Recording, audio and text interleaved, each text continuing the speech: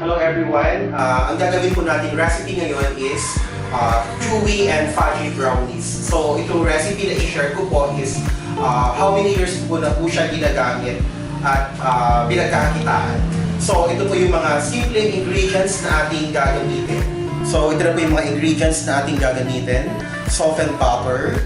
So ang brand ko na ginagamit ko is Queensland kasi mas mura siya and then masarap.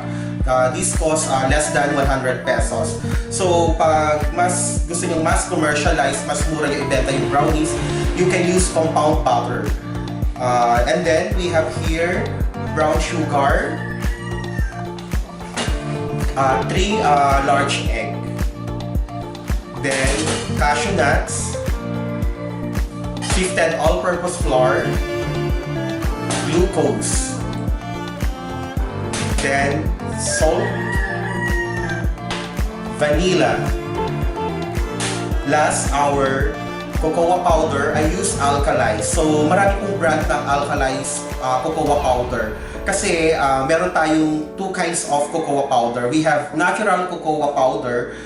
Mas light po kasi. So, ang function po ni alkalized cocoa powder to make our brownies look darker.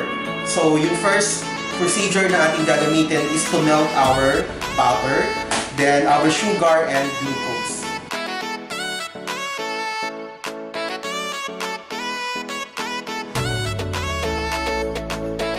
Nagsama ko na po yung butter, glucose, and brown sugar sa isang kawali.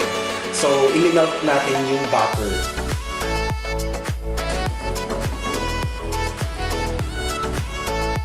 So, yung gamit ko palang butter is unsalted. Kaya mag-a-add po tayo kaya may salt sa ating recipe. I-add ko na rin po. Even the vanilla. So, ayan.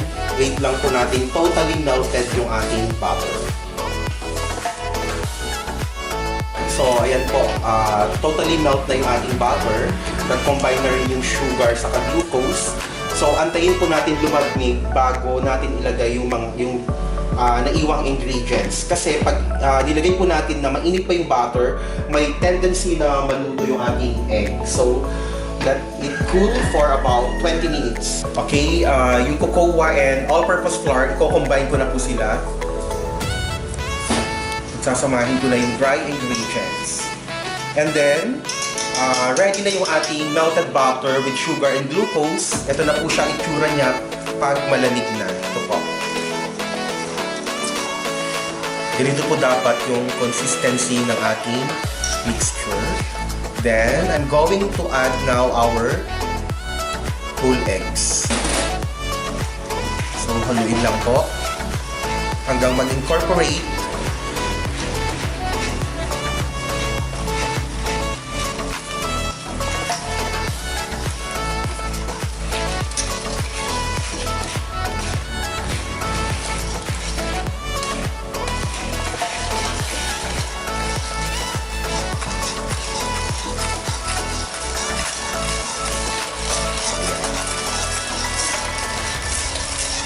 Then next is our dry ingredients.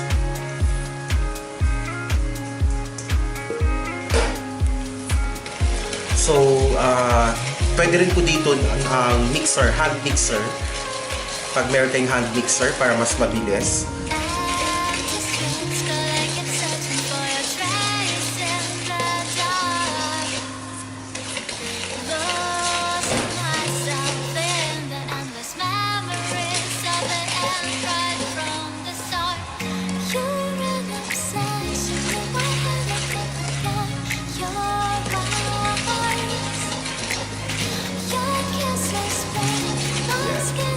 So, nakikita nyo,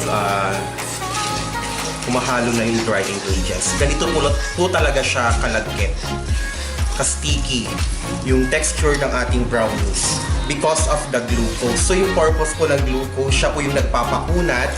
And then, aside from that, we don't need to brush our brownies ng corn syrup para maging makintab. Kasi, kinabukasan, after natin i-beat, nangingintab na po yung brownies natin. So, ganito po. So, gagamit na po ako ng rubber spatula para makuha ko yung mga flour na hindi pala dissolve sa ilalim saka sa mga sides po yan. Yan. Okay.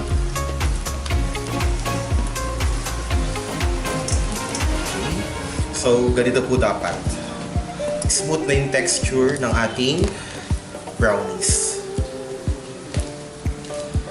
So, ito transfer ko na siya sa ating baking pan. 12 by 16. Ito po. This is jelly roll pan tawag dito. Yung sukat niyan is 12 by 16 by 2. So, nilagyan ko po ng wax paper para pagka-bake, madali pong tanggalin yung ating brownies. Okay, ipupour ko na. Ibubuhos ko na yung ating brownie mixture sa ating prepared jelly roll pan. Konting tiis lang kasi talagang medyo malapot yung mixture natin sa brownie.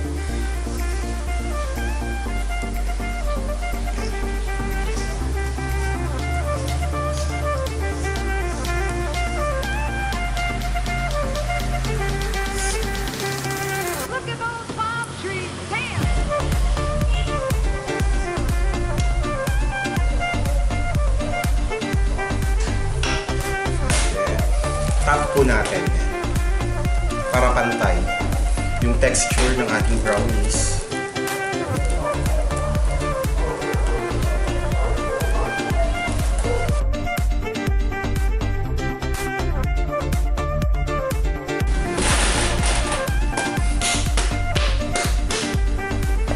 Pantay po siya. So, pinihit ko na yung ating oven. Time to add the cashew nuts. Optional po to.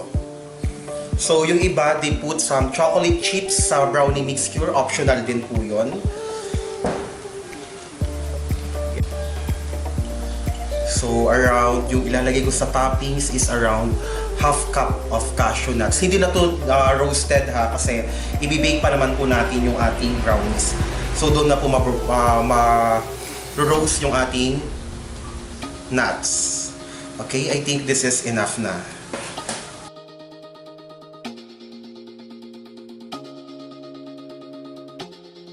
Okay, preheated na yung ating oven for about 300 Fahrenheit. So, lalagay ko na. Then, bake po natin siya for about 50 minutes. So, depende po sa brand ng oven na gagamitin nyo. For example, electric top bottom po yun. So, dapat aware po kayo sa paggamit ng oven kasi hindi tayo pare-parehas ng brand. Kasi minsan, 50 minutes sa akin, sunog na sa inyo kasi ibang brand po ang oven nyo. So, and then, medyo bumaba yung temp kasi binuksan ko kasi yung ating oven. So, dapat gumagamit rin po tayo ng oven thermometer. Sa loob po nilalagay yan para mas accurate. Makita natin yung proper temperature sa loob po. Kasi even yung oven ko merong temperature pero hindi po siya accurate. Kaya naglalagay po ako ng oven thermometer sa loob. So, after 15 minutes of waiting, ito na po yung ating brownies.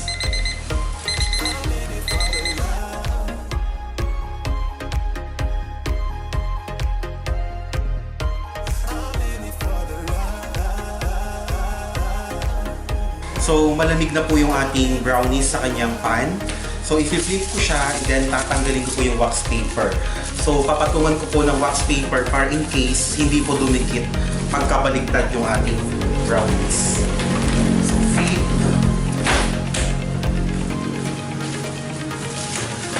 Tatanggalin natin. Medyo kulang sa pagka-grease sa pan.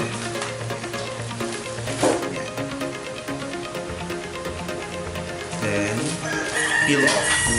Kung gusto nyo pong mas makapal, pwede nyo pong i-times 2 yung recipe natin.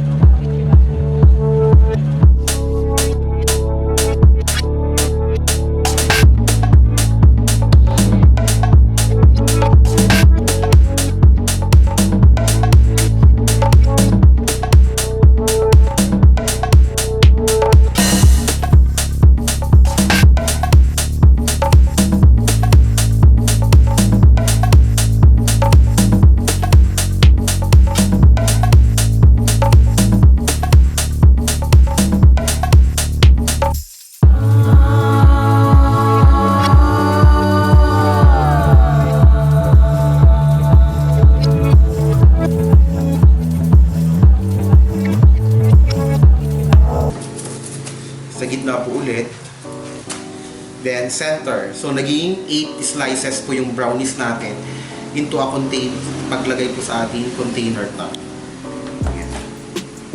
Then, lalagyan po ng cupcake liner bago isalin dito. Pwede rin po yung brownie box. Yung sa box nyo po ilalagay.